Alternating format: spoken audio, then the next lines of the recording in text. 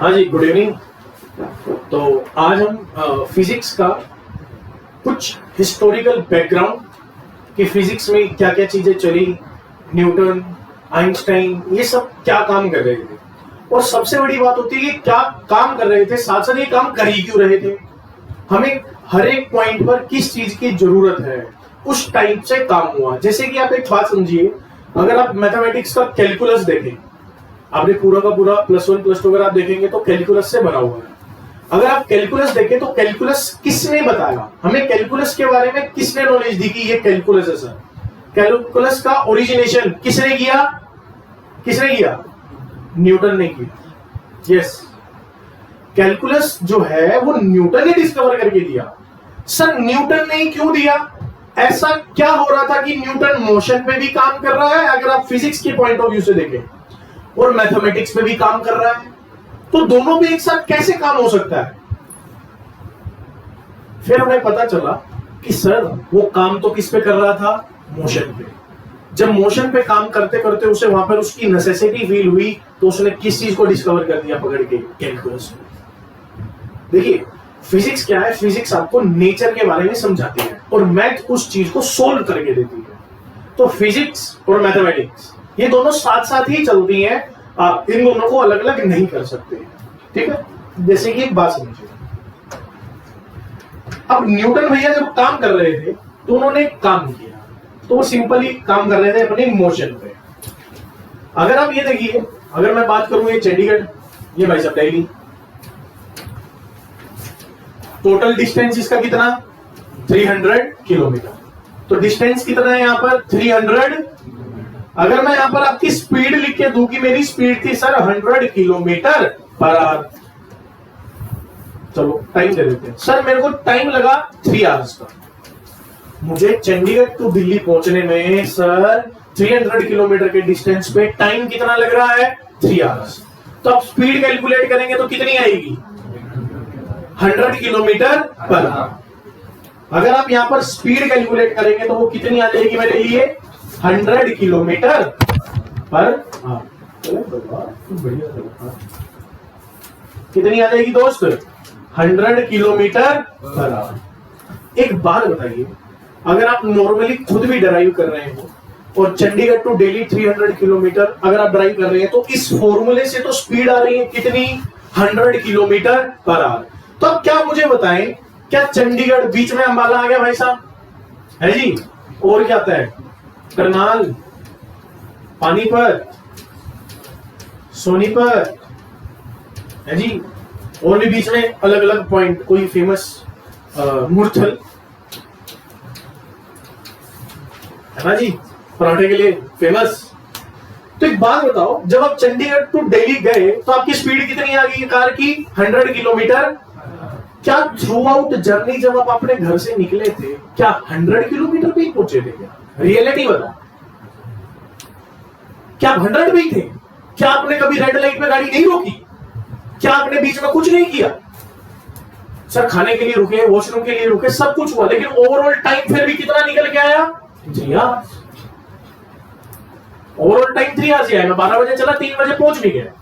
क्या मैं गाड़ी बीच में रोकी नहीं होगी क्या कहीं, सर रेड लाइट पे थे तो रुके भी थे। तो लेकिन स्पीड तो कितनी आ रही है मेरे पास, 100 किलोमीटर पर आवर।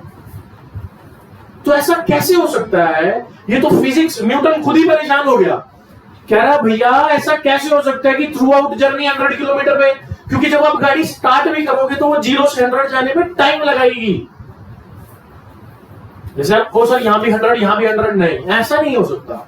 हाँ ये जरूर हो सकता है कि सर जब आप अंबाला के आसपास थे गाड़ी 100 पे थी, यहां 120 पे, यहां 70 पे, यहां 140 पे, अकॉर्डिंग टू द रोड, कि सर स्पीड अलग अलग आ रही है, लेकिन टाइम तो आपको कितना ही लगेगा फिर, 3 आवर। तो ये जो स्पीड निकल के आ रही है, ये कैसी स्पीड आ रही है मेरे लिए, एवरेज। ये कैसी है, एवरेज। ये एवरेज है, ना कि कोई एक्यूरेट वैल्यू। ये सिर्फ एक एस्टिमेशन है सर, एक एवरेज वैल्यू है। जैसे कि आप देखिए, अगर आप एवरेज को समझना चाहें, तो मान के चलते हैं, बिल्कुल ध्यान से समझिएगा, मान के चलते मैंने अनाउंस किया कि कल हम पार्टी कर रहे हैं क्लास में, ठीक है, अब कल पार्टी करें, मैंने कहा चलो यूं करते हैं, कंट्रीब्यूशन लेते हैं सभी से थोड़ा थोड़ा और पार्टी करेंगे। तो मैंने आपको बोल दिया कि सर हम कंट्रीब्यूट करेंगे, कल आप कुछ पेमेंट लेके आना और पार्टी करेंगे। तो कल अगले दिन जैसे आज आप आ गए, तो आप आए तो मैंने कहा हाँ जी भाई साहब कितने पैसे ले? कह रहे सर 10 रुपीज। तो हमने कहा ठीक है, तो हम बात करते हैं अनित की। तो अनित जी कितने रुपए लेके आए यहाँ पर? 10 रुपीज। हाँ जी। उमेर जी, हमने कहा जी उमेर जी कितने लगा? सर मैं तो 20 लाया हूं। प्रणव से पूछा तो इन्होंने कहा सर 60 रुपीज। कितने लाए? 60 रुपीज। अब एक बात बताएं, अगर मैंने कहा कि चलो 3 जने ही थे, तो मैंने इनको बोला कि यूं करते कुछ मंगाते हैं खाने के लिए, तो देखो ऑब्वियस ही कहानी है कि अगर अनित 10 रुपीज लेके आया है और प्रणव 60 लाया, तो प्रणव को 60 वाली आइटम नहीं मिलेगी खाने को और ना ही अनित को 10 वाली मिलेगी। हम क्या करेंगे, कुछ कॉमन मंगवाएंगे सभी के लिए इक्वल। अगर आप इसकी एवरेज निकालें तो कितनी बनेगी? 60 + 20 + 10। 60 प्लस डिवाइडेड बाय 3 कितना आएगा? 60 20 10 90 अपॉन कितना आया? मतलब 30 रुपीज जो है वो एक टोटल हमारे पास 90 है, 3 है, तो मैं कह रहा हूं 30 की आइटम ले जा सकती है। देखिए 30 यहां पर कैसी वैल्यू है? एवरेज। क्या ये एक्यूरेट वैल्यू है? क्या ये आपको बता सकती है कि अनित के पास कितने पैसे थे, उमेर के पास कितने पैसे थे और प्रणव के पास कितने पैसे थे? नहीं बता पाती है। अगर मैं कहूं कि मैंने टोटल, जैसे मैंने पूरी क्लास से कंट्रीब्यूशन किया तो मेरे पास आया 1098 रुपीज, ये कैसी वैल्यू है? एवरेज। 1098 मैंने टोटल कंट्रीब्यूशन लगाया और सुनो मैंने टोटल पैसे जो ऐड किए वो आए 2000 और कितने स्टूडेंट से लिए? 20। कितना आएगा? 100 रुपीज पर स्टूडेंट। तो एक बात बताओ, क्या 100 रुपीज पर स्टूडेंट दिया होगा? सर किसी ने 50 दिए, किसी ने 500 दिए, किसी ने 10 दिए। ये कैसी वैल्यू निकल के आई? एवरेज। क्या एवरेज वैल्यू को आप एक्यूरेट वैल्यू मानोगे कभी? नहीं। वो average value term and condition पे एप्लीकेबल है। 100 रुपीज पर पर्सन अगर मैं बात करूं कि हाँ सर पक्का मेरे को कंफर्म कब होगा? जब मेरे को कंफर्म होगा कि हर एक 20 स्टूडेंट्स हैं और हर एक स्टूडेंट ने मुझे कितने पैसे दिए? 100। मैं तभी कंफर्म होऊंगा, अदरवाइज मैं कंफर्म नहीं हूं। तो एवरेज वैल्यू कभी भी आपको एक्यूरेट पोजीशंस नहीं बताती कि एक्चुअल पिक्चर क्या है। जैसे मैंने आपको कहा कि 30 रुपीज, ताकि मैं तो 30 वाले बर्गर ले लो, तीनों का काम चल जाएगा, तो टोटल 90 रुपीज भी है दे दिए। लेकिन एक्यूरेट पिक्चर बताएगी कि अनित ने कितने दिए, उमेर ने कितने दिए और प्रणव ने कितने दिए। जैसे अगर आपसे पूछा जाए कि आपकी मैथ्स में बोर्ड में कितने परसेंटेज है, मैं तो सर 82% बोलते आप, 92%। क्या हर एक में 92 आए थे? क्या हर एक आपके उसमें 92 थे क्या? नहीं सर, किसी में 96 थे, किसी में 88 थे। तो लेकिन एक एवरेज कितने निकल के आई? 92। क्या 92 आपको एक्यूरेट पोजीशन बता रही है क्या? नहीं। तो न्यूटन को भी ये बात पता चली कि जब मैं इनमें काम कर रहा हूं तो मुझे एक्यूरेट गेम समझ में नहीं आ रहा। करेक्ट।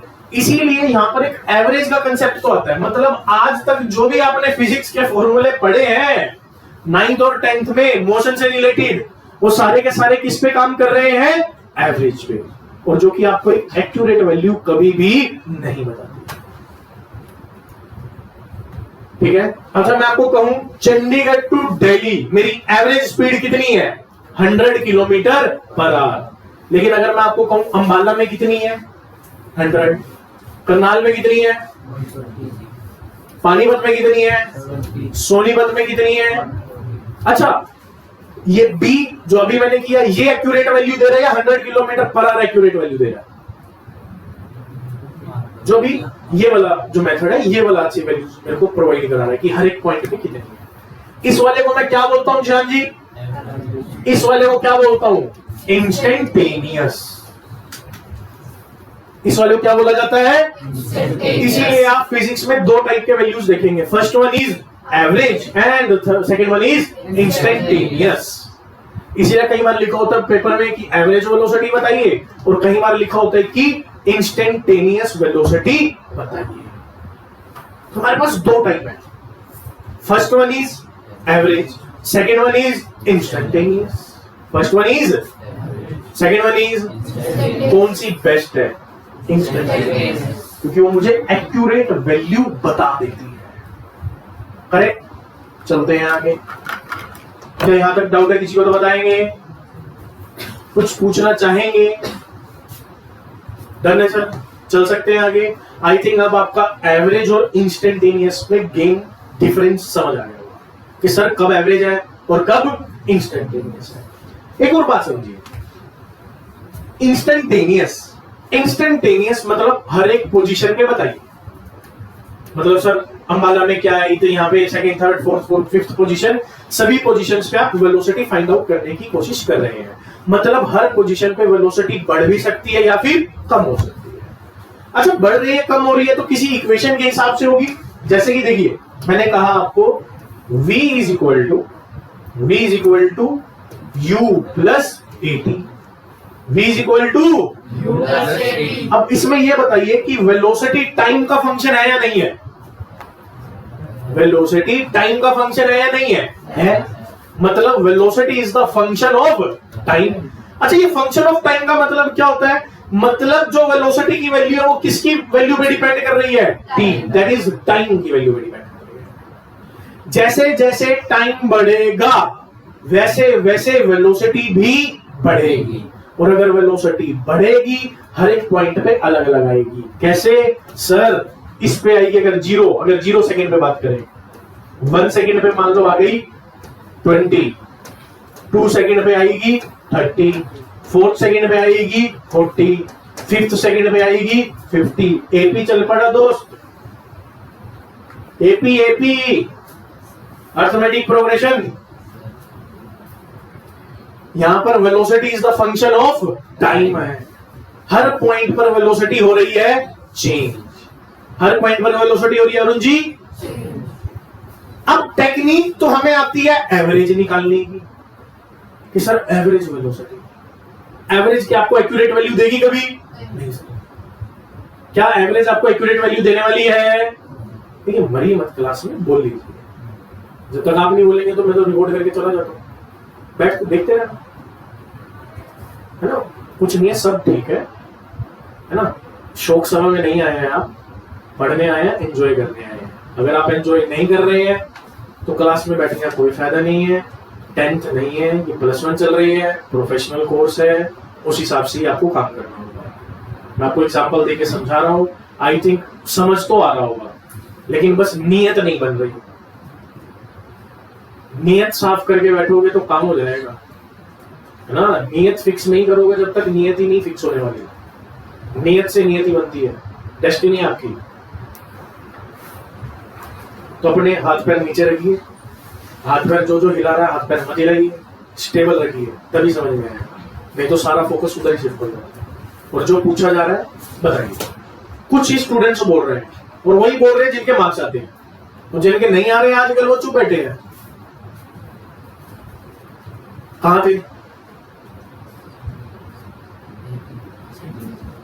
हाँ, तो आप यहां देख रहे हैं कि velocity is the function of time. Her point पर क्या हो रही है? चेंज हो रही है। एवरेज और इंस्टेंटेनियस, एवरेज और इन दोनों में डिफरेंस करते हैं हम, इनके फॉर्मूलों में डिफरेंस करते हैं कि कैसे इनके फॉर्मूलाज जो हैं वो अलग अलग हो जाते हैं। देखिए, अगर मैं यहां पर स्पीड का फॉर्मूला लिखूं या वेलोसिटी का फॉर्मूला लिखूं, तो वेलोसिटी का फॉर्मूला क्या होता है? डिस्प्लेसमेंट अपॉन टाइम, एवरेज के लिए। मतलब जब भी आप ये वाला फॉर्मूला यूज करोगे तो जो मेरी वैल्यू आने वाली है वो कैसी आएगी? एवरेज। ऑटोमेटिकली एवरेज है। क्या एवरेज से एक्यूरेट वैल्यू पता चलेगी? नहीं। मेनली बच्चे क्या गलती करते हैं, वो कहते हैं सर हमने क्लास 9th में मोशन पढ़ा था, 11th में वही होगा, सेम तो पढ़ने की जरूरत ही क्या है, आ जाएगा। क्लास 9th में आपने पढ़ी थी सारी वैल्यू कौन सी? एवरेज। अब कौन सी पढ़नी है? कौन सी एक्यूरेट बताती है?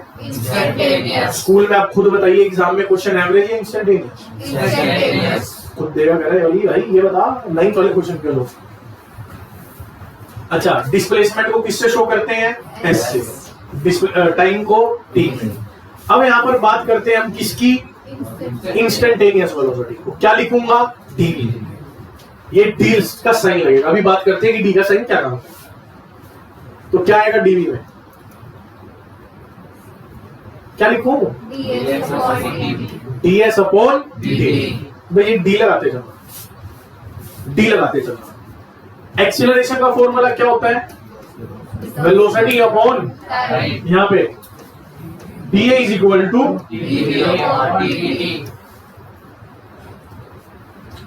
क्या बोलते हैं? क्या यहां तक की कहानी समझ में आई? सेम फॉर्मूला, ये तो आपको याद ही होंगे। वहां पे भी फॉर्मूला सेम ही रखे मैंने, फॉर्मूले में चेंजिंग नहीं आया। अब देखिए आगे, थोड़ा सा अगर आप मैथमेटिक्स जानते हो तो मैथमेटिक्स में आप देखिए, मैं सबसे पहले बात कर रहा हूं किसकी? डिफरेंशिएशन। ये आपको नॉर्मल बेसिक मैथमेटिक्स में डिफरेंशिएशन सीखना होगा। हमारा पूरा लेक्चर ही आज नॉर्मल बेसिक मैथमेटिक्स पे रहने वाला है। डिफरेंशिएशन, डिफरेंशिएशन देखो, जब मैं ये लिख रहा हूं ना, velocity is equal to ds upon dt। ds upon dt। देखो कई बार s लिखा होता है या कई बार वो डिस्प्लेसमेंट को x लिख देता है, तो क्या लिख लेते हैं? dx upon dt। What is the meaning of dx upon dt? Differentiation of x। क्या बोला? Differentiation of x with respect to time. With respect to time. पहले तो बोलना सीखो कि बोलते कैसे हैं। आइए, अगर मैंने लिखा dv by dt, what is the meaning of dv by dt? differentiation of velocity with respect to time. With respect to Time. बताइए जरा। Differentiation of velocity with respect to displacement.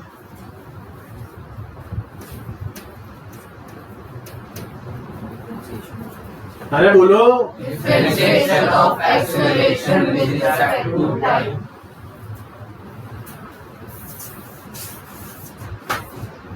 अब सुनिए, जैसे मुझे x की इक्वेशन दे रखी होगी, सुनिए ध्यान से, क्योंकि जब भी इंस्टेंटेनियस निकालेंगे, इंस्टेंटेनियस का मतलब होता है हर पॉइंट पर चेंज हो रही है, और अगर हर पॉइंट पर चेंज हो रही है तो उसकी इक्वेशन होगी कोई ना कोई, कुछ इक्वेशन होगी तभी चेंज हो रही होगी। अगर आपने लिख दिया यार v इज इक्वल टू 4, तो ये कहां टट्टू चेंज होगी?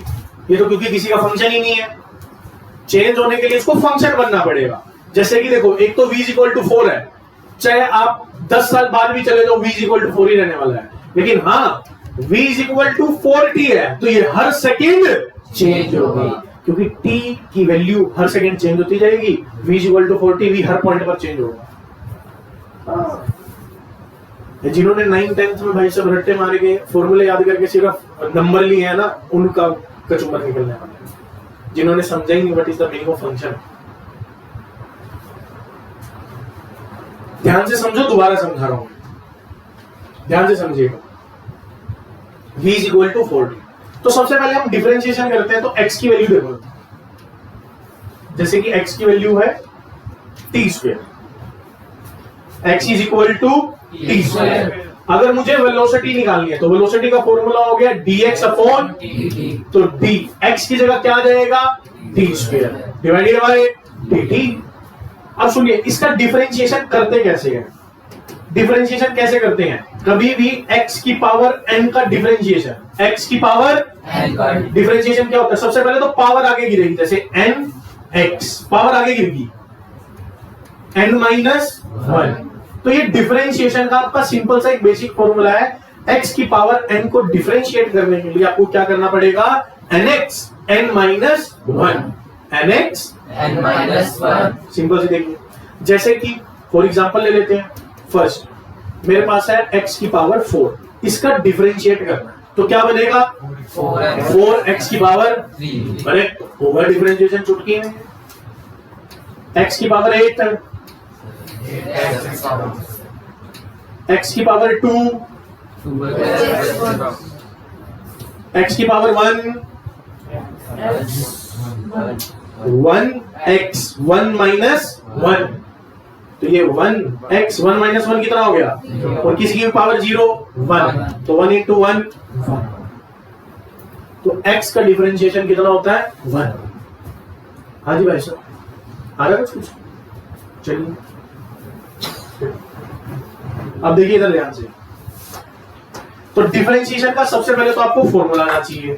जो फॉर्मूला था मेरे पास ये x की power n nx n minus 1, इसमें करो तो वेलोसिटी कितनी आ जाएगी, देखो निकालना इक्वेशन 2t।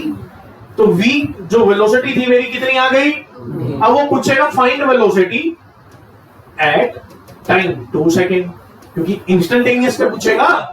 तो वेलोसिटी की वैल्यू कितनी आ जाएगी 4 मीटर पर सेकेंड। ये 4 मीटर पर सेकेंड कब है, एट 2 सेकेंड, क्योंकि हर सेकेंड पे ये चेंज हो जाएगी।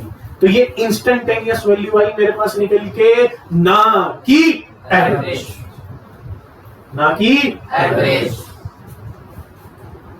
Done again. पहले तो समझिए कि हुआ क्या, जैसे और चलते हैं।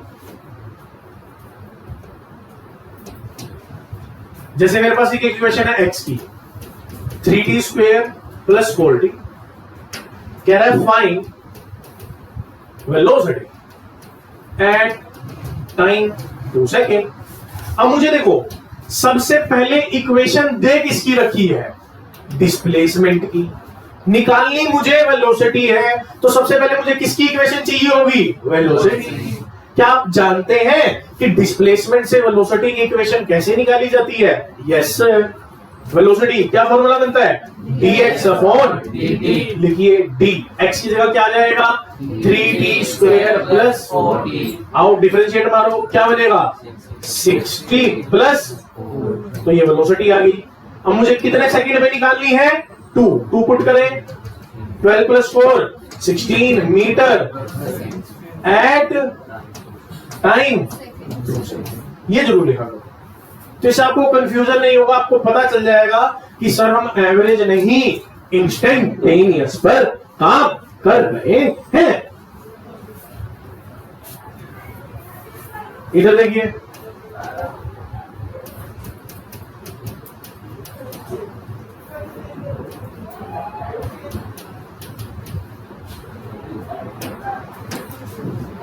आ जाओ, v निकालनी, कैसे निकलेगा, dx अपॉन d, x की जगह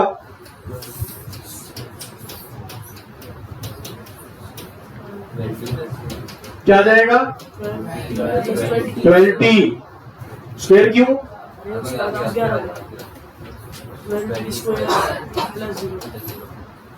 प्लस 0।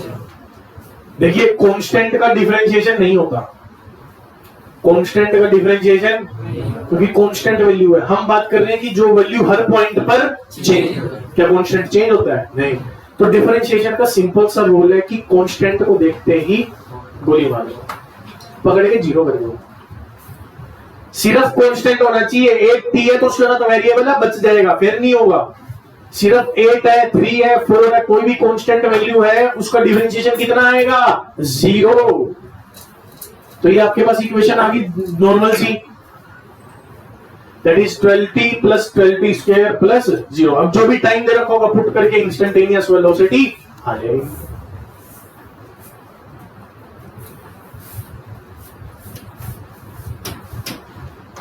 एक और चीज देखो, s is equal to ut plus आना, इसका डिफरेंशिएशन मारते हैं। इस पूरी इक्वेशन का क्या करते हैं, तो both side differentiate.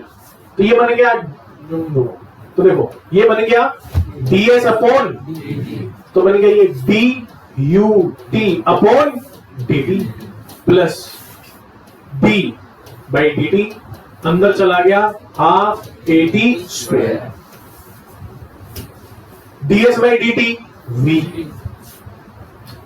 ds by dt ut का डिफरेंशिएशन, अरे u into t,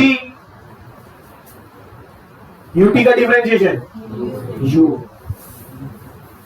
ut t की पावर आगे गिरी, तो ये u into 1 t, 1 minus 1 into u, t की पावर किसी की भी पावर 0, तो आंसर u आएगा। आंसर क्या आएगा, u plus dt/dt। Half A T square का हाफ तो है ही है, ए ऐसे ही कैसे, ये क्या बन जाएगा 2t, 2 से 2 कैंसिल, तो आंसर क्या है v equal to u plus, खत्म करना। इसी से इक्वेशंस बनी हुई हैं। जब तक आपको इनके ऊपर हाथ नहीं बैठा होगा न्यूटन की तरह कि कहां से आई कैसे, आपको ये उजाड़ के रख देंगे सभी इक्वेशंस। देखो छोटे बच्चों वाले क्वेश्चंस तो सब लगा लेते हैं, है ना, इतना ये है जी, हाँ जी। कई बच्चों को मैंने देखा है +1 में आके किलोमीटर होता है ना, उसको मीटर में चेंज करके खुश हो जाते हैं, यस हमारा हो गया। कि मालिक नींद में हो, उठ जाओगी, खोल दूंगा।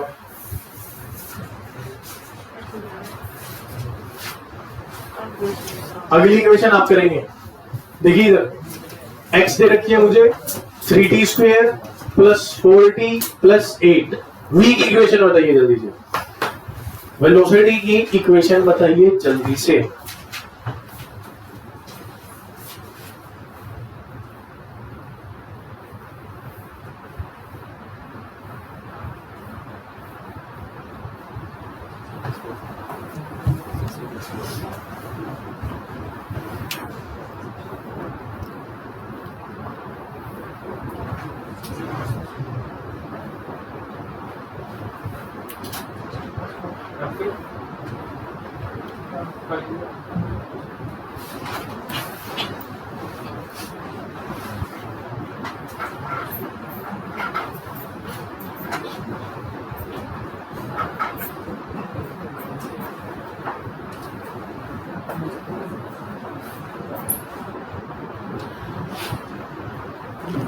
हो गया? आई थिंक आपकी वेलोसिटी की इक्वेशन आ गई होगी 60 प्लस 4। अगर मैं आपको कहूं एक्सेलरेशन की इक्वेशन बता दो तो dv/dt क्या देगी पकड़ के 6। एक्सेलरेशन सीधी आ गई 6। कोई दिक्कत किसी को समझ में आया?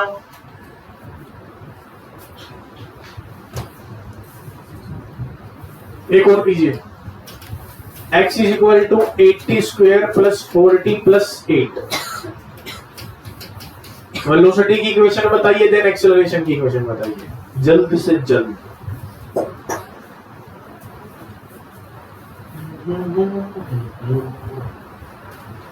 जल्दी बताएंगे।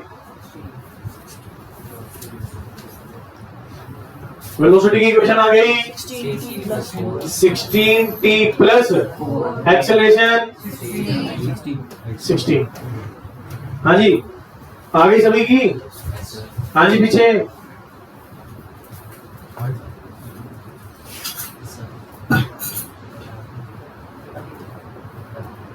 करो।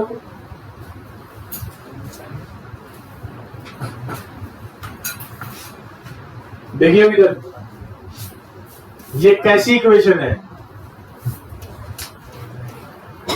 क्वाड्रेटिक। क्वाड्रेटिक का जब भी डिफरेंशिएशन करते हैं कैसी इक्वेशन आ जाती है?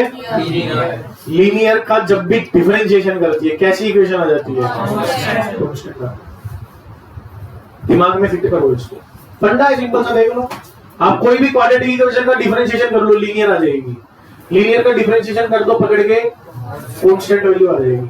पिछले में देख लो ये कैसी इक्वेशन है? डिफरेंशिएशन हमारा कैसी? इस चीज को दिमाग में बिठाओ कि क्वाड्रेटिक का डिफरेंशिएशन करने पे कौन सी इक्वेशन आती है? लीनियर।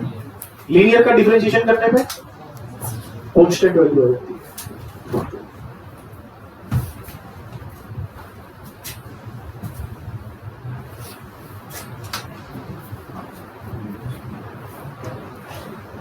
अब समझिए ध्यान से,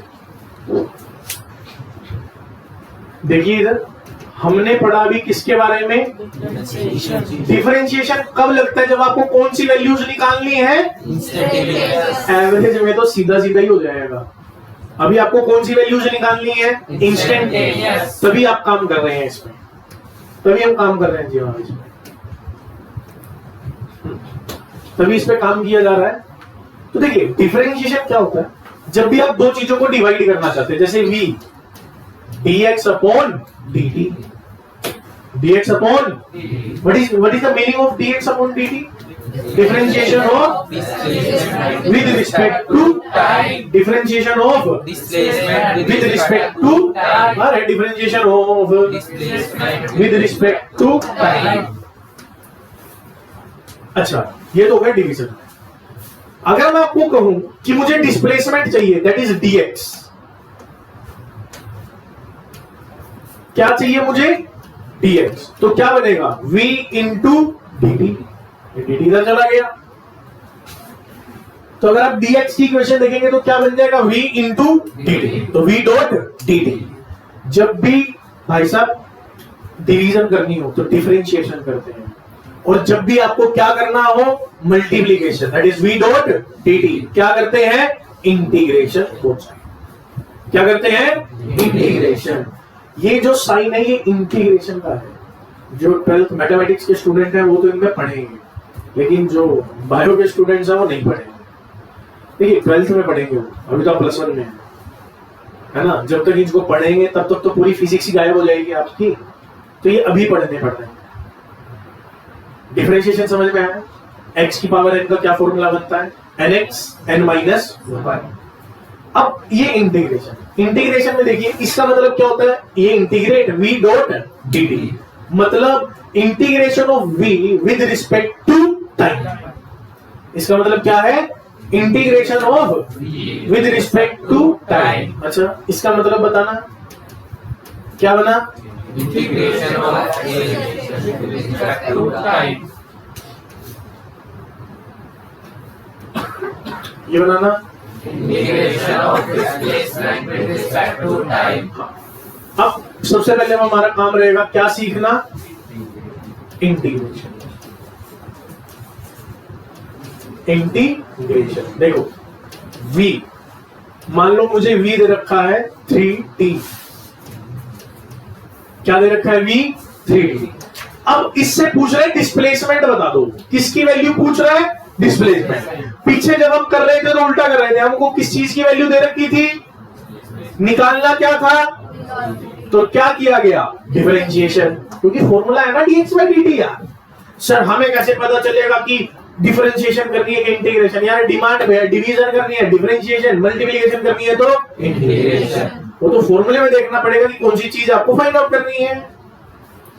इधर देखिए, अब x v is equal to 3t का इंटीग्रेशन कैसे होता है? देखिए किसी का भी इंटीग्रेशन करना हो तो इसका भी फॉर्मूला होता है। जैसे x की पावर n, क्या फॉर्मूला होता है? x n plus 1 divided by में n plus 1। x n plus 1 divided by में, जैसे मेरे पास x की पावर 5 का इंटीग्रेशन करना है, क्या बनेगा? x 5 प्लस 1 डिवाइडेड बाय में, सोल्व करेंगे तो x की पावर डिवाइडेड बाय 6। अरे दोस्ताने, जैसे कि x की पावर 8 का क्या बनेगा? x की पावर, अरे 8 प्लस 1 सीधा कर दिया तो 9 डिवाइडेड अपॉन 9।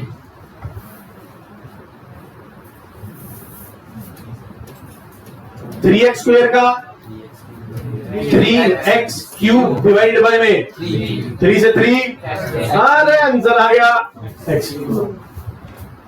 आंसर क्या आया? x cube. समझ आ रहा है भाई साहब?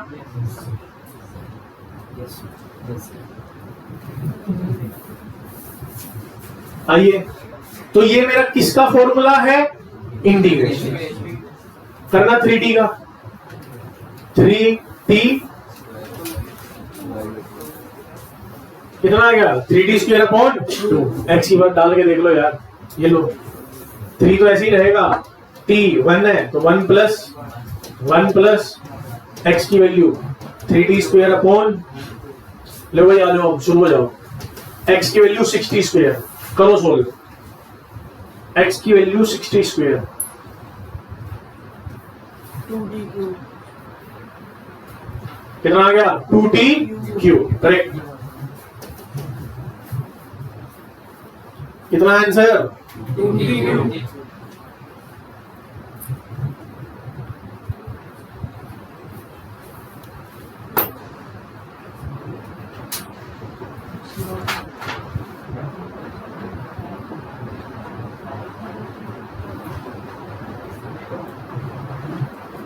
सुनिए, x is equal to 60 square कैसे करेंगे? 60 क्यूब अपॉन में और भाई साहब और 2t cube 2t cube.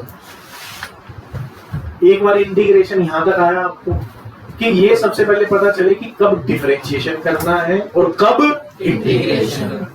Depend करता है किस पे? फॉर्मूले में। जैसे देखिए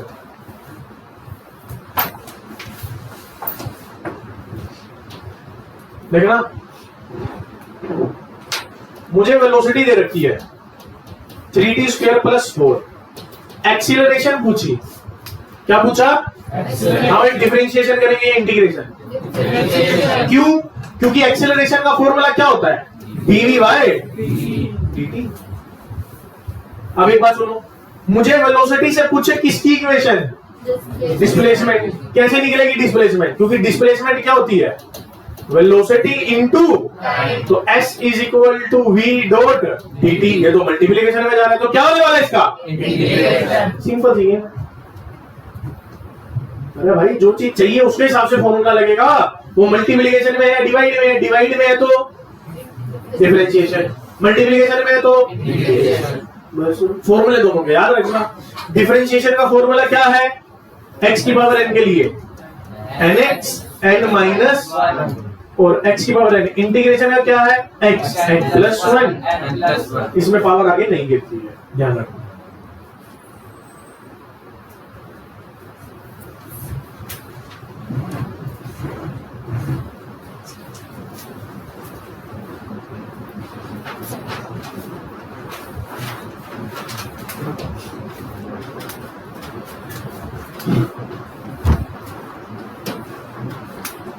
क्या यहां तक की गेम समझ में आई?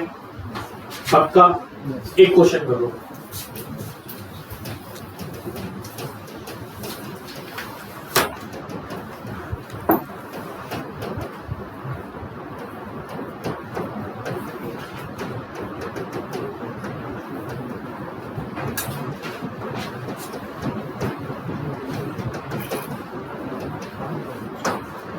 जल्दी कीजिएगा।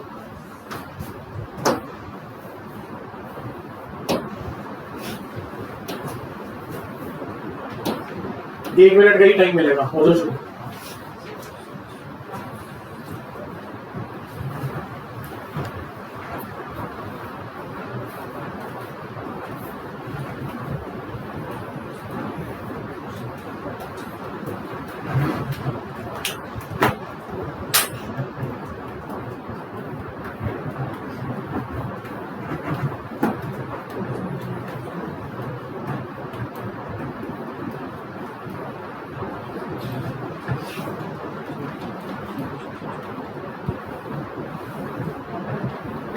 जल्दी कीजिए प्लीज। पड़ोसियों का मत देखिए, पड़ोसियों के देखने वाले फिर पड़ोसी नहीं हो जाते हैं।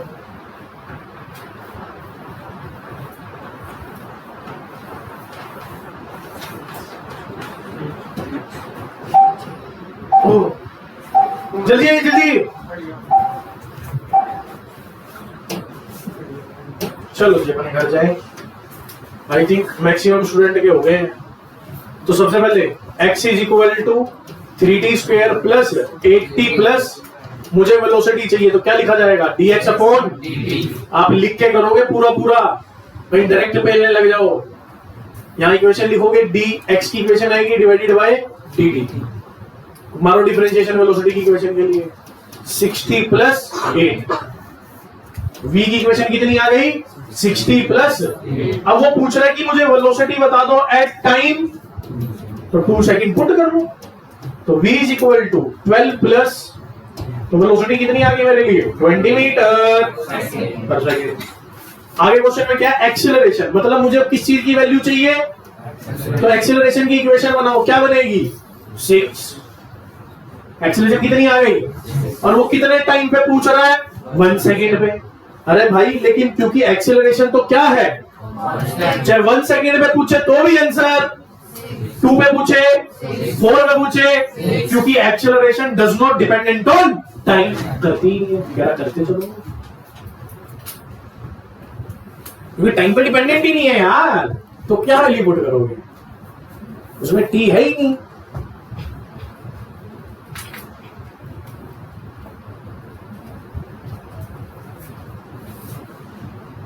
क्या यहां तक की गेम समझ में आई? हाँ जी पीछे पक्का? आसान है फिजिक्स है जी।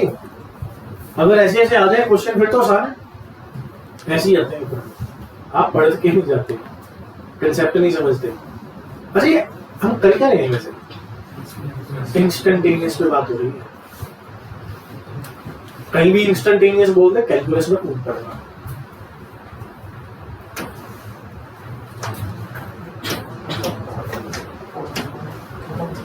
चलो एक कंसेप्ट और।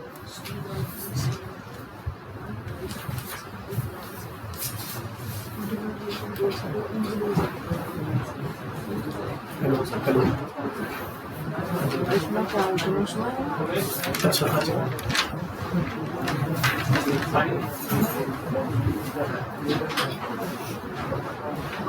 चलो कोई नहीं, मैं आज लेक्चर चलाना, वीडियो रिकॉर्ड कर रहा हूँ, बस उसे कहना कि वीडियो देख रहा हूँ, यूट्यूब पे पोस्ट करूँगा।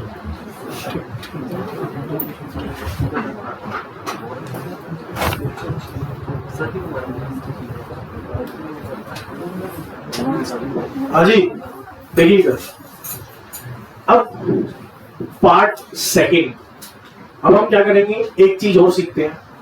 जितना पीछे सीख के आए उसको इस टर्म में मिक्सअप करके एक बढ़िया सा फंडामेंटल ऑफ फिजिक्स क्रिएट कर देंगे। आप मेनली जितने भी लेक्चर्स देखेंगे यूट्यूब पे, उनमें यही सिखाया जाता है ना। वो इंटीग्रेशन डिफरेंशिएशन पे चलते रहते हैं और फिर इसको खत्म कर देते हैं, कहते हैं बाकी पार्ट बाद में। लेकिन नहीं, अभी करेंगे साथ के साथ, एक ही वीडियो में खत्म करना है। एक चीज देखिए, अब थोड़ा सा चलते हैं क्लास 10th में। क्लास 10th में एक चैप्टर था जिसका नाम था क्वाड्रेटिक इक्वेशन, जिसमें आप जनरल फॉर्मूला पढ़ते थे, that is ax square plus bx plus c is equal to 0, है ना। अब इसमें कई बार क्या कहता था, मेरे को एक इक्वेशन दे दी, मान लो 3x square plus 4x plus 8 is equal to, इसमें क्या फाइंड आउट करने के लिए बोलते थे वो आपको? सर रूट फाइंड आउट कर दो या फिर 0। क्या फाइंड आउट कर दो? रूट, या फिर इसे क्या बोल देते थे? आप में से कोई मुझे एक बता दो जो यहां नहीं पढ़े 10th में, एक बता दो what is the meaning of 0। 0 find out कर दो, पागल हो रहे हो? 0 की वैल्यू क्या होती है? 0। तो 0 क्या फाइंड आउट करनी है भाई? What is the meaning of 0 here, कि 0 फाइंड आउट कर दो। मैं कोई भी इक्वेशन ले लेता हूं, जैसे देखो y is equal to 3x square plus 8 is equal to 0। मैं कहूं जिसकी 0 फाइंड आउट करके दो। What is the meaning of 0? What is the meaning of 0? जिसको पुट करके ये इक्वेशन की वैल्यू 0 आती नहीं, 0 तो हो जाएगी। लेकिन इस 0 का सिग्निफिकेंस क्या है, मैं ये समझना चाह रहा हूं कि मेरे को किसी भी चीज की वैल्यू को पुट करके 0 क्यों रखना है। यार मेरे पास एक सिंपल सी इक्वेशन है, y is equal to 3t plus 4। मैं t को 0 पुट करके क्या निकालना चाह रहा हूं यहां? नहीं, रूट्स का मतलब क्या है भाई? क्यों निकालना चाह रहे हो आप रूट्स? कुछ तो वजह होगी। अरे कुछ तो वजह रही होगी रूट्स पे काम करने की, नहीं? देखिए इस पे आते हैं वापस से। इसको समझने के लिए मेरे को एक और चीज को समझना होगा। देखिए आप पढ़ रहे हो मैथमेटिक्स, आपको सर आप तो फिजिक्स पढ़ाओ मैथमेटिक्स क्यों पढ़ा रहे हो? अरे बिना मैथमेटिक्स के फिजिक्स चलती ही नहीं है।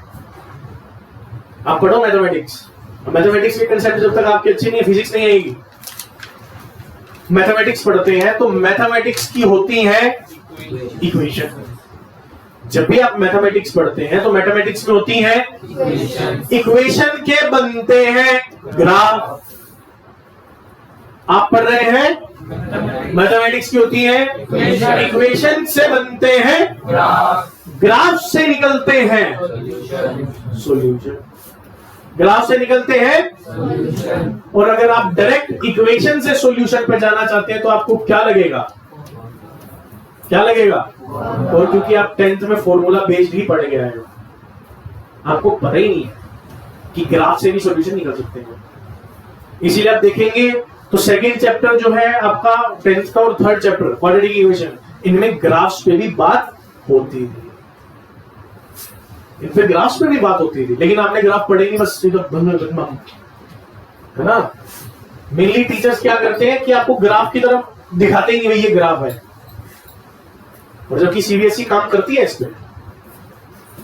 आप देखना जब भी सीबीएसई का केस बेस्ड क्वेश्चन आते हैं तो उसमें एक ना एक ऐसा पैराबोलिक ग्राफ, यू शेप ऐसा करके वो कुछ ना कुछ पूछते हैं, और आप कहते हो ये बीमारी आई कहां से कि करें क्या इसका? अरे कुछ नहीं हो, उल्टा ग्राफ से सॉल्यूशन निकालने आसान है। कैसे? बिना फॉर्मूले के भी निकल आते हैं। अगर आपको क्वाड्रेटिक इक्वेशन का फॉर्मूला नहीं भी आता ना, तो भी आप ग्राफ से सॉल्यूशन बता सकते हो डायरेक्टली देख के। वो कहां आपको सोल्व करना पड़ता था, फॉर्मूला याद है? Minus b plus minus under root of, ये गंदा सा फॉर्मूला रूट के साथ, रूट देख के वैसे कहीं नाक चढ़ जाती है, रूट देख रहे हो। ग्राफ अगर आते हैं तो इससे बच जाते हैं, सीधा देखते ही आंसर आ जाते हैं। अब पढ़िए एक बार इसको, ये ब्रह्मास्त्र को देख लीजिए। हम पढ़ रहे हैं मैथमेटिक्स की होती हैं, इक्वेशन क्या बनते हैं, ग्राफ से निकलता है। अगर आपको इक्वेशन से डायरेक्ट सॉल्यूशन में चाहिए तो क्या चाहिए होगा? फॉर्मूला। क्या निकलेगा भाई? फॉर्मूला। डर है यहां तक? चले आगे, आइए।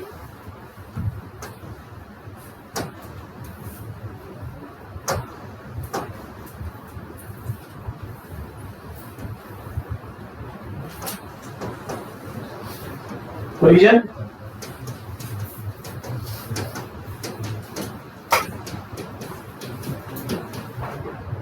अरे इधर देखिए, पॉइंट ए, इसे कोऑर्डिनेट बताइए जरा। 1,2। इसके कोऑर्डिनेट बताइए जरा।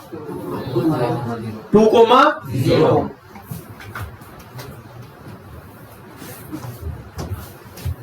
2, ये क्या है? x, और ये क्या है?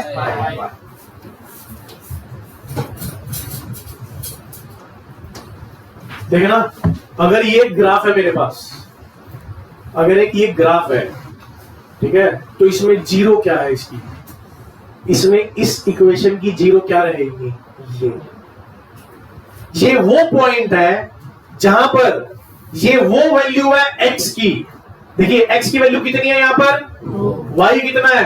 0। मतलब जब आप जीरो या रूट्स निकालते हैं ग्राफ में, उसका मतलब होता है x की वो वैल्यू, क्या? x की वो वैल्यू जिस पर, इसीलिए उसे जीरो बोलते हैं। वो ग्राफ पे पता चलता है। जो आप रूट्स निकालते हैं उनका मेन काम किस पे होता है? ग्राफ पे। और आप तो ग्राफ पढ़ते ही नहीं, तभी फंसे रहोगे। सारी गेम कहां छुपी हुई है? ग्राफ पे। मतलब x की वो वैल्यू जिस पर y 0। आपने क्वाड्रेटिक इक्वेशन पढ़ी थी। क्वाड्रेटिक इक्वेशन में कितने रूट्स निकलते हैं? 2। वो इक्वल भी हो सकते हैं, लेकिन निकलते कितने हैं? 2। इसलिए जब आप क्वाड्रेटिक इक्वेशन को करते हो तो वो 2 बार कट करती है, क्योंकि 2 पॉइंट ऐसे आते हैं जहां पर y की वैल्यू 0 होती है, जहां पर y की वैल्यू 0 होती है। आप देखो, आपने ये सेकंड चैप्टर कितने जीरोस हैं? 3, क्योंकि यहां भी y 0 है, यहां भी y 0 है, और यहां भी y 0 है, इसलिए 3 अलग अलग वैल्यूज आती है। कई बार एक पॉजिटिव नेगेटिव भी आ जाती है, जैसे कि ये करूंगा, ये लो, एक वैल्यू, और कई बार रूट नॉट डिफाइन होते हैं, वो 0 होता ही नहीं।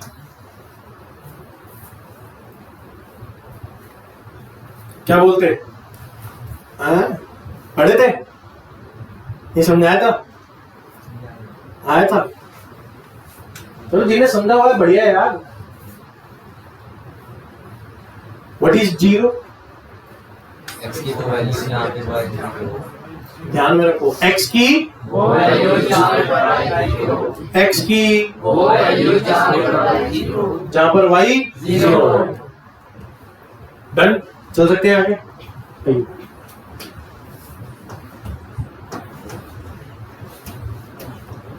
देखिए, क्योंकि हम मैथ पढ़ रहे हैं, मैथ में होती हैं इक्वेशन, इक्वेशन के बनते हैं। अब मैं इक्वेशंस लिखूंगा और उनके ग्राफ पे बात करूंगा। आइए, इक्वेशन। सबसे पहली इक्वेशन होती है मेरे पास कौन सी? लीनियर। लीनियर में मैक्सिमम पावर कितनी होती है? 1। यार जैसे कि y equal to x plus 4, x की मैक्सिमम वैल्यू कितनी आ सकती है? x की पावर कितनी आ सकती है? 1। और इसमें जीरोस कितने निकलते हैं? 1। और ये इसका मतलब अगर आप शेप देखेंगे तो कैसी होती है? Straight line.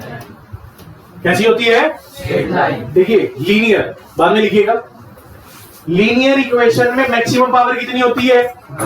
कितनी जीरो निकलेगी? और कैसी बनेगी? Straight line. तो लीनियर इक्वेशन का ग्राफ कैसा आता है? हमेशा स्ट्रेट लाइन। अरे लीनियर इक्वेशन का ग्राफ कैसा आता है? Straight line. दूसरी इक्वेशन होती है मेरे पास कौन सी? क्वाड्रेटिक। क्वाड्रेटिक में मैक्सिमम पावर कितने जीरो? Graph parabolic. ग्राफ अगर देखिए अभी तो ध्यान से, linear equation y is equal to x plus 8 linear equation है। आप जानते हैं कि y is directly proportional to x है। 8 तो कांस्टेंट हो गया, y is directly proportional to x। y is equal to 3x square plus 4, तो y is directly proportional to 3x square. ये क्वाड्रेटिक इक्वेशन का ग्राफ है और ये वाला लीनियर इक्वेशन का ग्राफ है। इधर देखिए,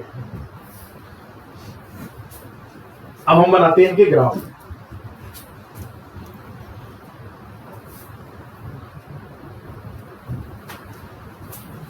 पहला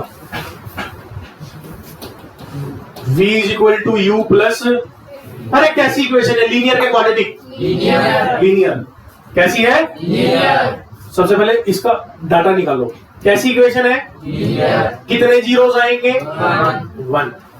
मैक्सिमम पावर कितनी होगी? 1। मेरे को ग्राफ किस किस चीज के बीच में बनाना है ये डिसाइड करो पहले, v और t के। ये क्या है? v। ये क्या है? t। ग्राफ कैसा आएगा? Straight line. क्योंकि v और t, तो v is directly proportional to t। Graph कैसा आएगा? ये कभी भी पैराबोलिक नहीं हो सकता। आप रटते हो ग्राफ को कि वीटी का ग्राफ स्ट्रेट लाइन होता है, क्यों होता है ये देख लो। आप तो किसी का भी ग्राफ डिजाइन कर सकते हो। देखिए, अब कईयों को ये नहीं पता होता कि सर ये डायरेक्टली प्रोपोर्शनल क्या है। देखिए, डायरेक्टली प्रोपोर्शनल समझते हैं जिन्हें नहीं पता कि क्या होता है। देखिए, मान लीजिए क्लास में एक लड़के को 3-4 लड़कों ने पकड़ के पीट दिया, जैसे मान लो प्रणव, तो इन दोनों ने पकड़ के प्रणव को नीचे पीटा। ठीक है, तो ऑब्वियस बात है कि ये दो थे, ये एक था जितना मर्जी ताकत हो पीट देंगे यार, नंबर के साथ बीट नहीं होता। तो अगले दिन ये क्लास में बैठे, तो अनिक ने प्रणव को बोला कि देखा कल मार दिया ना, मेरे से पंगे लेने की जरूरत नहीं है। पीट के गया भाई, अगले को चोटें लगी है, ये पीट के गया। तो प्रणव का आगे से जवाब क्या आएगा कि भाई तुम लोग तो अगर हिम्मत है तो अकेले में है, तभी पता चलेगा कौन पावरफुल है और कौन नहीं। तुम 3-4 लेके एक को पीट रहे हो और अपने आप को पावरफुल बता रहे हो तो मजा नहीं आएगा सर। अब सुनो, अगर मुझे देखना है कि अनित और प्रणव की में से कौन पावरफुल है, तो बाकी जितने भी स्टूडेंट हैं क्या वो लड़ाई में पार्टिसिपेट करेंगे? नहीं करने चाहिए। अगर वो करेंगे तो इन दोनों को मेरे को पता नहीं चल पाएगा, है ना। इसीलिए हमने देखा होगा स्कूल में कॉमन धमकी होती है, तू बाहर मिल, है ना। कॉमन धमकी, तू बाहर मिल, करना यही कर ले, तू बाहर। अभी बंदे बुलाता हूं मैं, बुला बंदे बोले क्या करेंगे, आपकी पावर नहीं दिखेगी वहां पे, अगर आप में हिम्मत है तो अकेले में, है ना।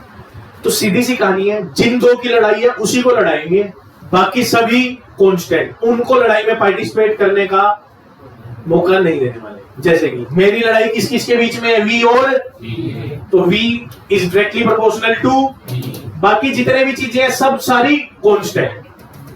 कौन कौन कांस्टेंट जाएगा, U और A, ये कैसी चली जाएंगी, कांस्टेंट।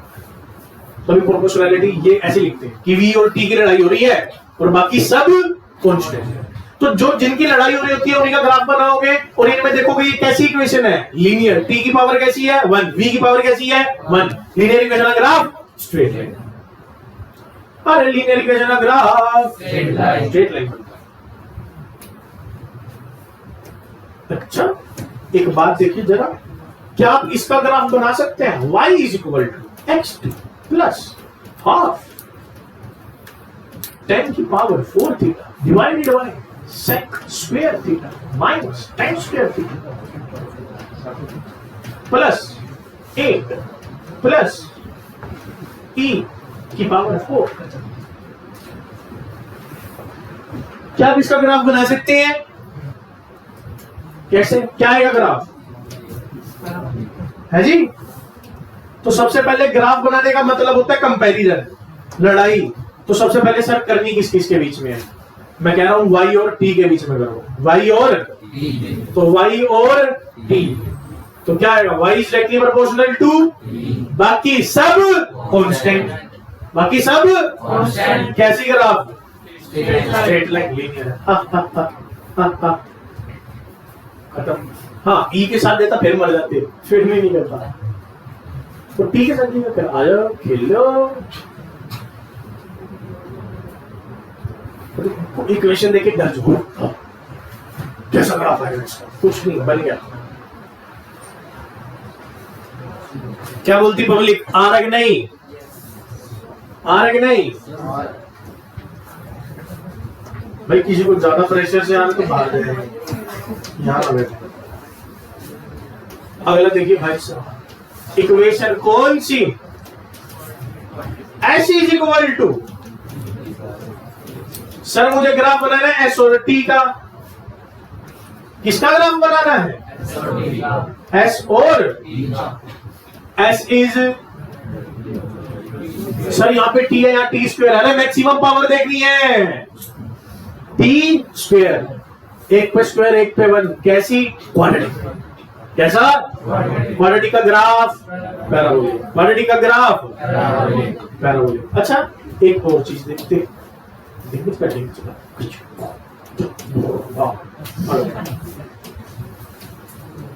भी पैराबोलिक है, ये भी पैराबोलिक है, दोनों यू शेप बन रहे हैं, कौन सा ठीक है, ए या बी, ए या बी, बी, बी, ए। कंफ्यूजन सुनिए, पैराबोलिक अगर मैं इसको पूरा यू शेप बनाऊं तो ये लो, इसको पूरा यू शेप बनाऊं तो ये।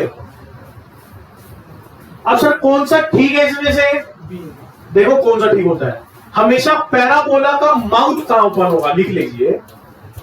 अगर मैं बात करूं पैराबोला, ये जो ये यू शेप है, इसका माउथ, अभी अरे बाद में लिखना, यहां देखो पहले, पैराबोला माउथ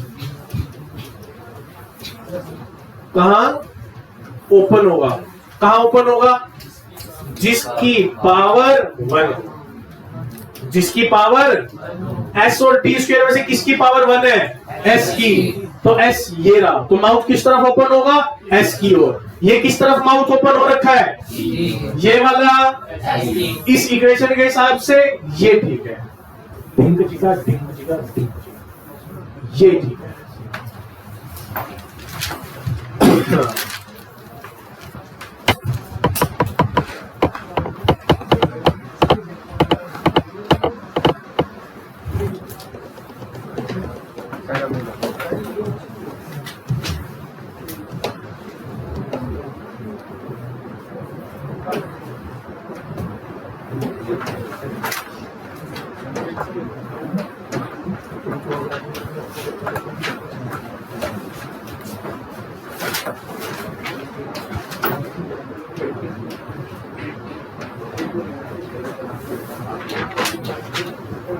हाँ जी, ग्राफ बनाइए जल्दी से, अरे जल्दी से ग्राफ बनाइए बचवा।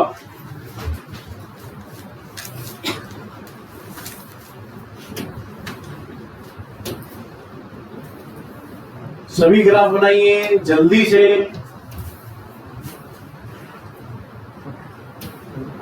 अब 50 सेकंड हो जाना चाहिए। चेक करूंगा सभी को। बन गया?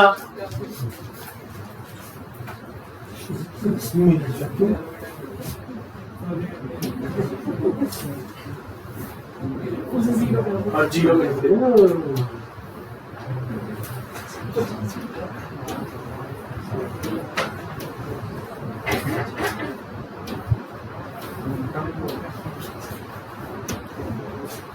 बस हो गया टाइम। बस हाँ भाई चेक करो, दिखाओ तो सही से बनाओ, नहीं उल्टा टांग दिया जाएगा यहीं। दिखाओ मालिक।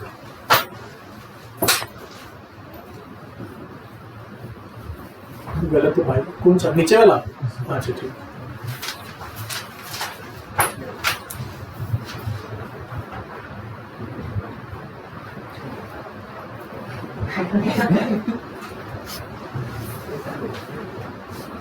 ये क्या है? पैराबोलिक ऐसे बनता है?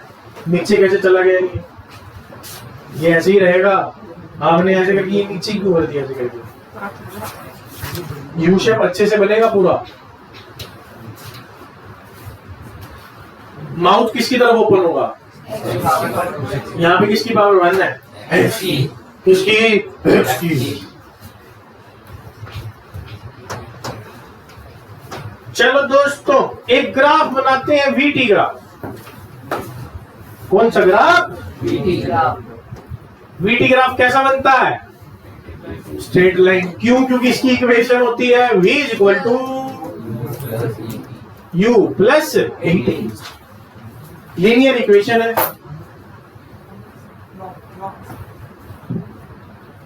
इक्वेशन कैसी है? लीनियर। इक्वेशन कैसी है? लीनियर। आ जाओ बना लेते हैं।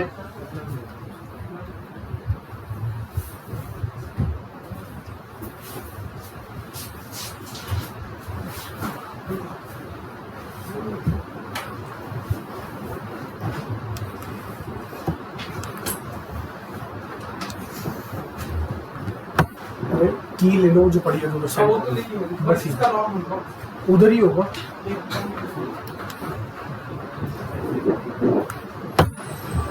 चलो देखिए इधर देखो, ये ग्राफ है और बोलेगा कोई भी नहीं। जिससे पूछा जाए भाई ये क्या है?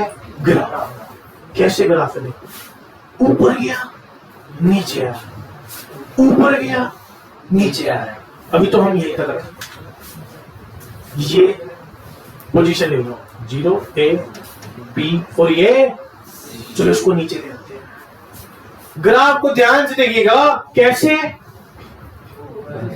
सही से बोले कैसे? ऊपर गया नीचे आया, ऊपर गया। तो आप मुझे बताइए कि यहाँ गाड़ी ने किस किस जगह पे अपनी पोजीशन चेंज की। चुप रहिएगा सारे, जिसे आता है हाथ ऊपर करिए कि अगर गाड़ी ऐसे चल रही थी तो किस किस जगह पे उसने अपनी पोजीशन चेंज की। हाँ जी मालिक। ए पे करेक्ट। उसके बाद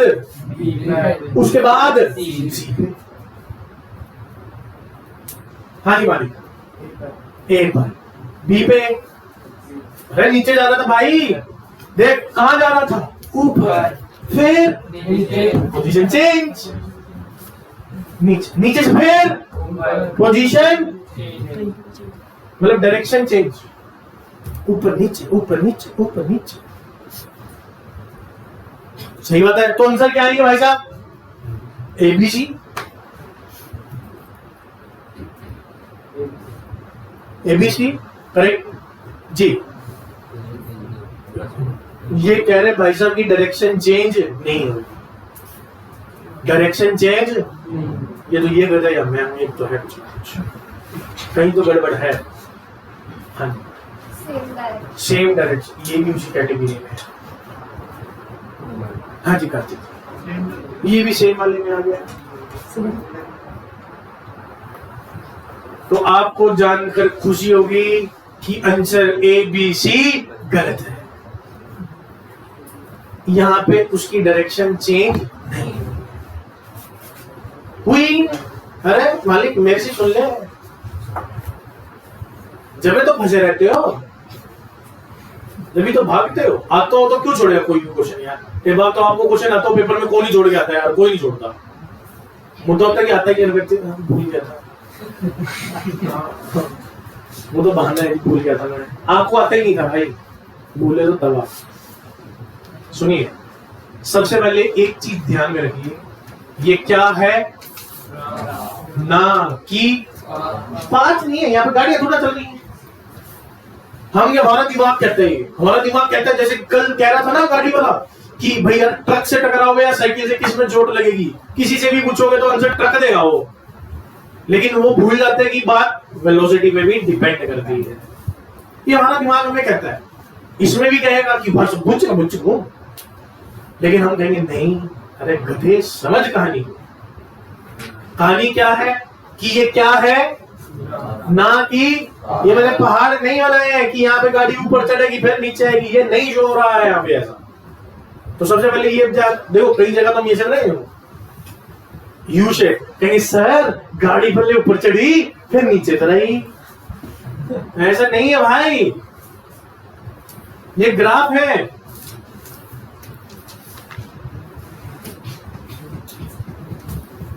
तो आई थिंक एक बात सुनो पहले, एक तो कहानी क्लियर होगी आपको कि ग्राफ बनेगा कैसा, स्ट्रेट लाइन या फिर कौन सी क्वेश्चन में क्या बनेगा आप बता सकते। आप समझो ध्यान से।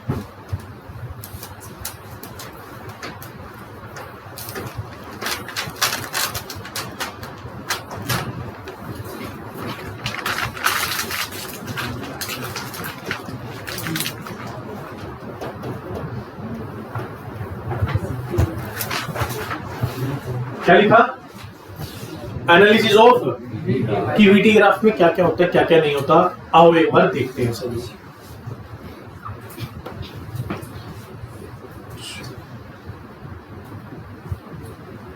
अच्छा, वीटी ग्राफ बनता कैसा है, स्ट्रेट लाइन। इसमें कोई इसको दिक्कत कि सर स्ट्रेट लाइन क्यों आता है स्ट्रेट लाइन, ये तो मुझे पता चल गया होगा आई थिंक स्ट्रेट लाइन क्यों आ रहा है।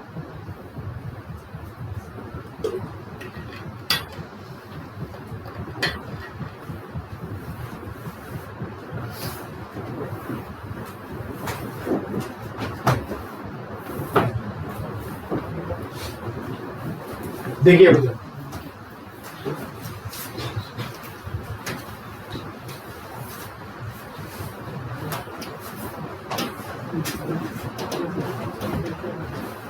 अरे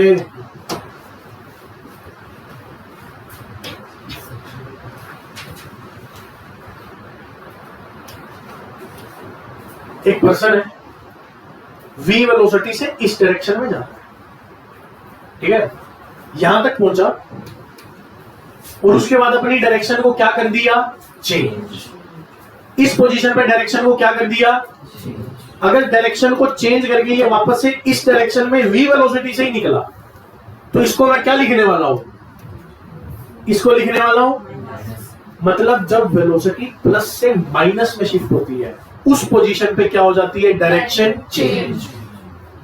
यार देखो डायरेक्शन, अभी मेरी वेलोसिटी पॉजिटिव लिखोगे नेगेटिव, पॉजिटिव, और मुझे डायरेक्शन चेंज करनी है, अपने रिवर्स करना है ऐसा, तो कैसी हो जाएगी, नेगेटिव। तो पहले तो ये ध्यान रखो, जिस पोजीशन पे वेलोसिटी पॉजिटिव से क्या चेंज हो जाएगी, उस पोजीशन पे डायरेक्शन चेंज, उस पोजीशन पर डायरेक्शन चेंज। जैसे कि एक समझिए ग्राफ को, ये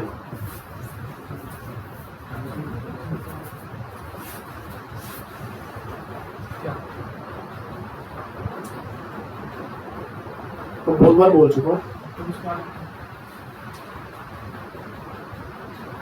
पीछे जाओ उसके पास, तुम खड़ा हो जाओ।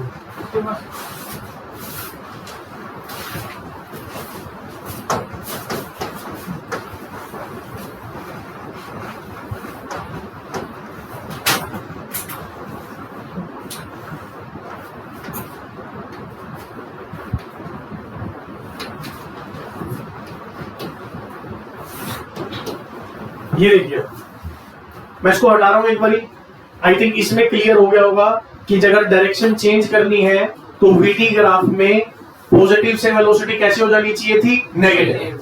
आओ तो चलो इस ग्राफ को देखते हुए बताओ कि किस पोजीशन पे वेलोसिटी पॉजिटिव से नेगेटिव या नेगेटिव से पॉजिटिव हो गई। इस ग्राफ को देखते हुए बताइए कौन सी पोजीशन पे। सुनो, अरे ये वेलोसिटी का टर्म है, ये वेलोसिटी है, यहां पर वेलोसिटी ये रही। तो इस रीजन में वेलोसिटी कैसी है, नेगेटिव। इसमें कैसी है, पॉजिटिव। तो किस पोजीशन पे वेलोसिटी नेगेटिव से पॉजिटिव में कन्वर्ट हो गई, ए पे। यहां पर डायरेक्शन चेंज हुई है, यहां डायरेक्शन चेंज हुई है। अगर आप इसको भी करोगे तो यहां पे भी वेलोसिटी पॉजिटिव है और यहां पर भी वेलोसिटी, यहां पे डायरेक्शन चेंज नहीं हुई सर, तो स्पीड अप और स्पीड डाउन दिखा रहा है, डायरेक्शन नहीं। डायरेक्शन कहां चेंज हुई है, ए पे। कहां चेंज हुई है, हाँ इधर देखिए ग्राफ को, और घर जाके इस पे थोड़ी सी मेहनत करना, ये खुद बनाना बैठ के, घंटे लगेंगे 2, 1 2 3 4 5 6 -1 -2 -3 -4 -5। ये लो, अगर मैं आपसे पूछूं ए पोजीशन, बी पोजीशन, सी पोजीशन, डी और ई। ए पोजीशन पे वेलोसिटी नेगेटिव। -3, बी पे -2, सी पे 0, डी पे 1, अगर आप बी टू डे देखेंगे, बी से लेके डी पे, बी पे थी -2, इसमें बीच में चेंज आ गया, नेगेटिव से पॉजिटिव में कन्वर्ट हो गई, मतलब इस बीच में इंटरवल में कहीं पर भी पोजीशन चेंज हुई है, पोजीशन चेंज हुई है इस पोजीशन में। डायरेक्शन चेंज कहां होती है, जहां पर पॉजिटिव से नेगेटिव, क्योंकि डायरेक्शन चेंज कर दी तो वेलोसिटी पॉजिटिव नेगेटिव होगी यार, और वहां पे उस वेलोसिटी को 0 होना पड़ेगा। देखो ध्यान से देखना, मान लो मैं गाड़ी लेके जा रहा हूं, स्ट्रेट रोड है ना, अब मेरे को अपनी डायरेक्शन 180 डिग्री रिवर्स करनी है, तो मान लो मैं 100 में जा रहा हूं, तो 100 में घुमा दूंगा क्या, नहीं सर, पहले गाड़ी को रोकना पड़ेगा। सर टर्न कर लो, अरे वहां पे राउंड अबाउट खोलना, टर्न कर लो, सीधी एक ही रोड है, बस पतली सी रोड है, मान लो एक दीवार है पतली, उस पे ही आप चल रहे हो। अब आपको अगर रिवर्स होना है तो पहले क्या करना पड़ेगा, रुकना पड़ेगा, टर्न होना पड़ेगा। अब चलो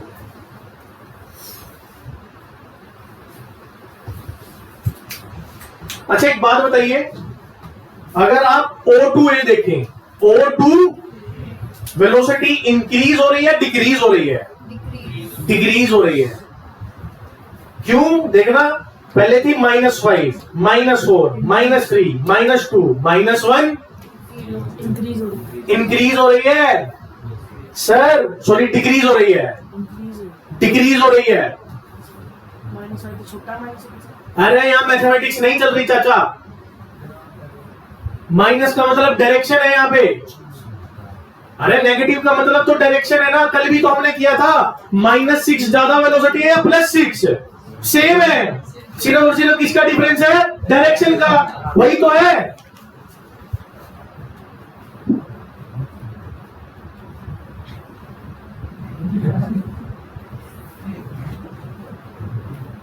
भाई साहब पहले वेलोसिटी -5 का मतलब है कि आप इस डायरेक्शन में -5 से भाग रहे, फिर धीरे धीरे -4 हुआ, -3 हुआ,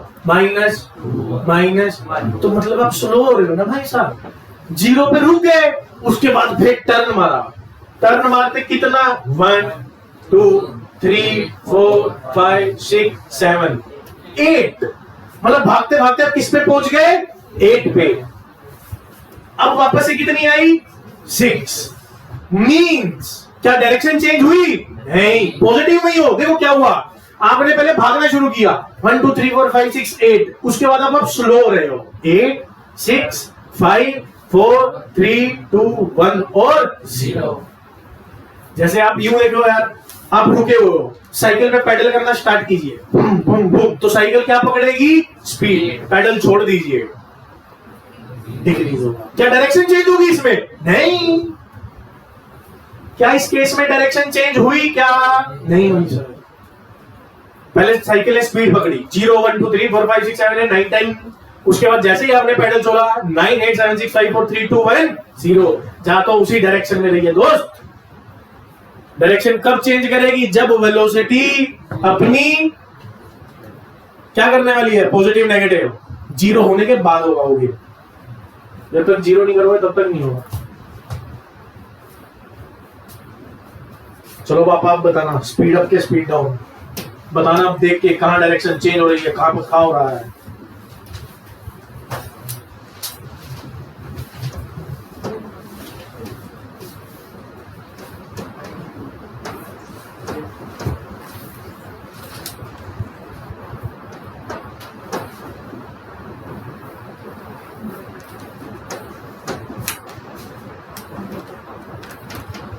बताओ जी, किस पोजीशन पे डायरेक्शन चेंज हुई?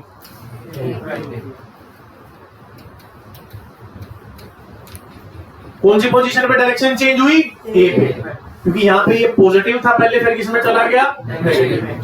तो डायरेक्शन चेंज तो हुई यहां पे।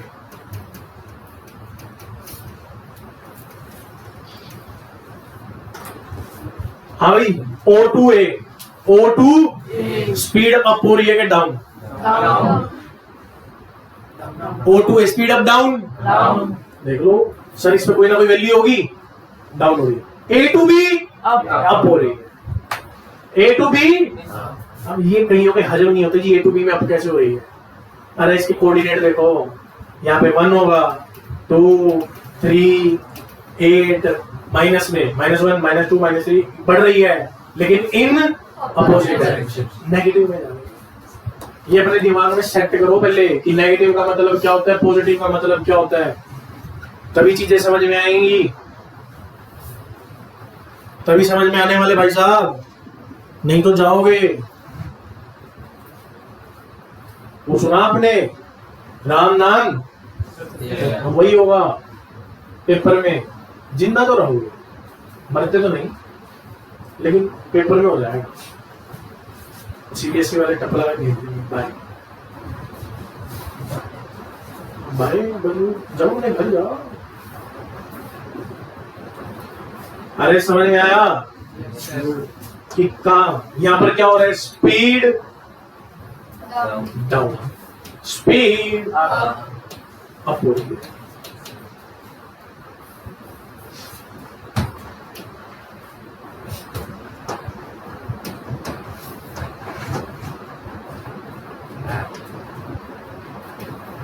अब देखिए ग्राफ का नॉर्मल ग्राफ कर लेते। देखिए अगर ये ग्राफ x और t का है, अगर ये ग्राफ x और t का है, तो ग्राफ से कैसे सॉल्यूशन निकाले जाते हैं? हम बता रहे थे स्टार्टिंग में, जब हमने सेकंड पार्ट शुरू किया था तो हमने बताया था कि हम पढ़ रहे हैं मैथमेटिक्स। मैथमेटिक्स की होती है, इक्वेशन से बनते हैं, ग्राफ से निकलते हैं। कैसे? क्योंकि फॉर्मूला तो यूज नहीं कर सकते, क्योंकि फॉर्मूला कब यूज करते थे? जब डायरेक्टली इक्वेशन से सॉल्यूशन की ओर मूव करते हैं। तो क्या करना है भाई साहब? तो ग्राफ, देखिए ग्राफ का बड़ा इजी सा गेम है। ग्राफ से हमेशा आप कितनी चीजें निकाल सकते हो? पहली स्लोप, दूसरा एरिया, पहला स्लोप, दूसरा एरिया। हाँ, ये करने के लिए आपको फॉर्मूले आने चाहिए सभी। पहला क्या निकाल सकते हो? स्लोप, दूसरा एरिया। स्लोप, स्लोप का formula dy by dx, dy by dx, मतलब ये y क्या है यहाँ पे? y मतलब y एक्सिस पे क्या पड़ा हुआ है, और x का मतलब यहाँ पर क्या है कि एक्सिस पे क्या पड़ा हुआ है। तो ये dy बाय dx जो है ये एक्सिस वाले। अब देखो यहाँ पे y एक्सिस पे कौन पड़ा हुआ है? मतलब डिस्प्लेसमेंट। x पे कौन पड़ा हुआ है? तो ये क्या हो गया? dx अपॉन, और dx अपॉन dt क्या होती है? वेलोसिटी। मतलब अगर मैं इस ग्राफ की स्लोप निकालूंगा तो वो मुझे क्या दे देगी? वेलोसिटी। मतलब मैं x और t के ग्राफ से इसके स्लोप से क्या बता सकता हूं? वेलोसिटी। एरिया, एरिया का फॉर्मूला क्या रहेगा यहां पर? dy इंटू dx, मल्टीप्लाई करना है एक्सिस को। y पे क्या पड़ा हुआ है? नीचे क्या पड़ा हुआ है? Displacement into time, displacement into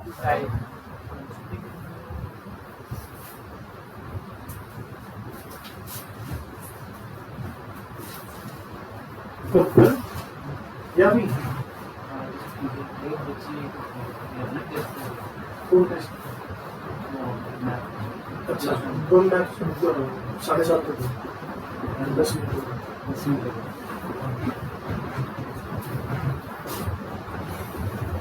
चिंता न लो, आ रही है।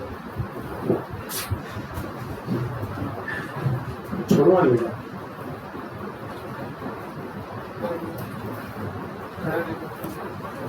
सुनिए, तो dy इंटू dx एरिया निकलता है x इंटू टी, और आपको पता होना चाहिए डिस्प्लेसमेंट इंटू टाइम क्या होता है, कुछ भी नहीं। हाँ, डिस्प्लेसमेंट इंटू टाइम कुछ भी नहीं होता। क्या होता है displacement into time? Velocity. Displacement का फॉर्मूला क्या होता है? Velocity into time. तो वेलोसिटी तो होती है भाई साहब displacement upon time. Displacement into time तो आता है कुछ नहीं शो करता है, कुछ भी शो नहीं करेगा। सुनिए इधर, यहां से स्लोप से निकलती है वेलोसिटी, एरिया से निकलता है कुछ नहीं, कुछ नहीं आने वाला। इसमें बचता बाबू का आया होगा। एक तो भाई साहब पढ़ने बैठते हैं, बाबू वाले खावे हैं। कभी किसी के बाबू का फोन, खाना खाया कि नहीं खाया। ये नहीं पूछेंगे कि पढ़े कि नहीं पढ़े, ये जरूर पूछेंगे कि खाना खाया कि नहीं खाया। दोस्तों, v इज इक्वल टू आया, v इज इक्वल टू, मुझे वो किसका ग्राफ बनाया है मैंने, v और, तो v is directly proportional to कैसी इक्वेशन, ग्राफ कैसा आएगा, जिंगा लाला ग्राफ कैसा आएगा, स्ट्रेट लाइन। आओ, ग्राफ से कितनी चीजें निकलती हैं, दो। पहला दूसरा स्लोप का फॉर्मूला dy बाय y पे कौन है, x पे कौन है, what is v upon i r। Sir इसके स्लोप से मुझे क्या पता चलता है, रेजिस्टेंस। कहां पता चलता है, दूसरा क्या है, एरिया। एरिया का formula y into that is v into v dot i, क्या इसका फॉर्मूला, पावर। तो इसके एरिया से क्या पता चल जाएगा, पावर। 10th में आपने पढ़ा होगा, ऐसे दो ग्राफ दे रखे, चलिए R1 है, ये R2 है, किसका रेजिस्टेंस ज्यादा होगा, किसका कम होगा। अभी आपने सोचा V और I का ग्राफ स्ट्रेट लाइन ही क्यों आता है, इक्वेशन डिपेंडेंट होते हैं, क्योंकि ग्राफ किससे बनते हैं, इक्वेशन से। इक्वेशन किसकी होती हैं, आप सोचते रहें, खेलने वाला खेल जाए।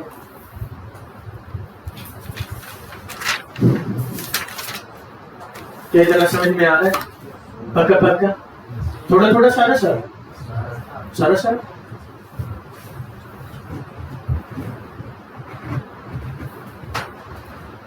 तो स्लोप और दूसरा एरिया।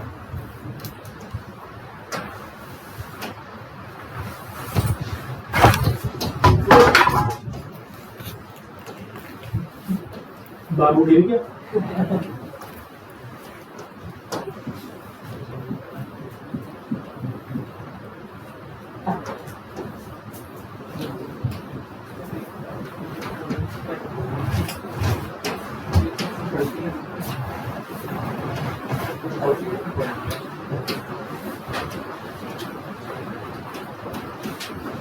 सुनो, एच टी ग्राफ है, कैसा आएगा, पैराबोला, क्योंकि S is equal to UT plus half AT square. आओ, तो इससे कितनी चीजें निकलने वाली हैं, दो। पहला दूसरा एरिया। स्लोप का फॉर्मूला dy बाय y पे कौन है, what is dx by dt। मतलब x और t के स्लोप से क्या पता चलता है, एरिया क्या होता है, अरे y इंटू, तो x इंटू टी, ऐसे बोला करो, y axis into x axis, x into T. कुछ आता है, नहीं सर, कुछ नहीं बताएगा। vt अगर आप कैसा, स्ट्रेट लाइन। सर दो चीजें निकलती हैं, पहला दूसरा एरिया।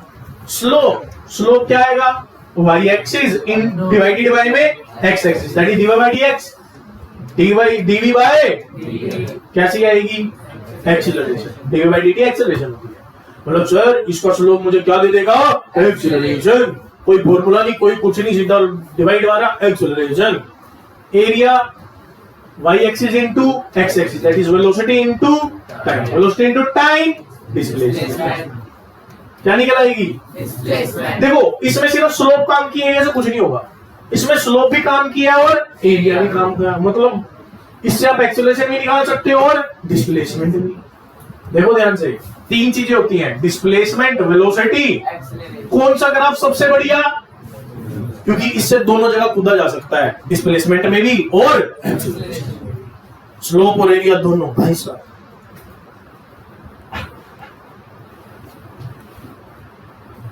क्या बोलते, अरे क्या बोलते बच्चा,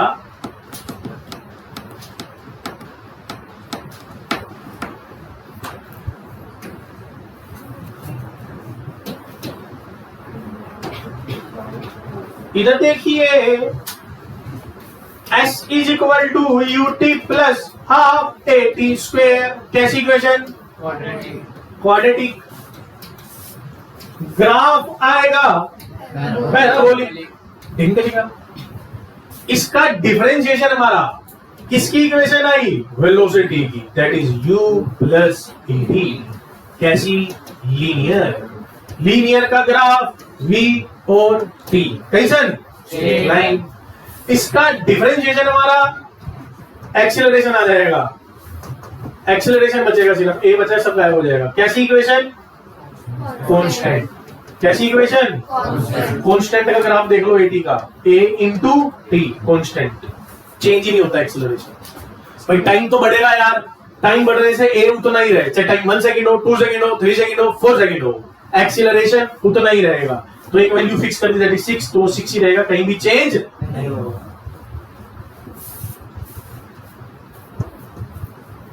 देखो इधर क्वाड्रेटिक इक्वेशन, क्वाड्रेटिक इक्वेशन से डिफरेंशिएशन से क्या निकल के आता है, लीनियर इक्वेशन, लीनियर इक्वेशन के डिफरेंशिएशन से क्या निकल के आता है, कांस्टेंट। अब सुनो, क्वाड्रेटिक इक्वेशन होती है डिस्प्लेसमेंट की, जिसका डिफरेंशिएशन करा तो क्या बन जाएगा, वेलोसिटी, जिसका ग्राफ लीनियर, इसका डिफरेंशिएशन करा तो क्या बन जाएगा, एक्सीलरेशन, जिसका ग्राफ कांस्टेंट। देखो अभी इधर चेंज कैसे करते हैं, चेंजिंग ऑफ ग्राफ। अगर आपको xt दे रखा है तो xt कैसा ग्राफ होगा, क्वाड्रेटिक। vt कैसा आएगा, क्योंकि इसके बनेगा डिफरेंशिएशन से, कैसा, at कैसा आएगा, at कैसा होगा, तो तीनों ग्राफ बिल्कुल हाथ में आ जाएंगे, और ये पता होना चाहिए इंटरचेंजेबल है, क्योंकि अगर vt स्ट्रेट लाइन है तो उधर अगर आपने जाना है डिस्प्लेसमेंट की ओर, तो ऑटोमेटिकली ग्राफ पैराबोलिक हो जाएगा, इधर कांस्टेंट हो जाएगा। तो 3 टाइप के ग्राफ बनते हैं।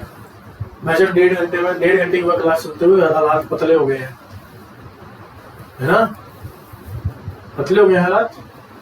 चलो यहां तक देखते हैं एक बारी, आप ये सारे क्वेश्चंस करेंगे घर पे बैठ के, बिल्कुल A to Z, यहां से 25 पेज हो गए आज,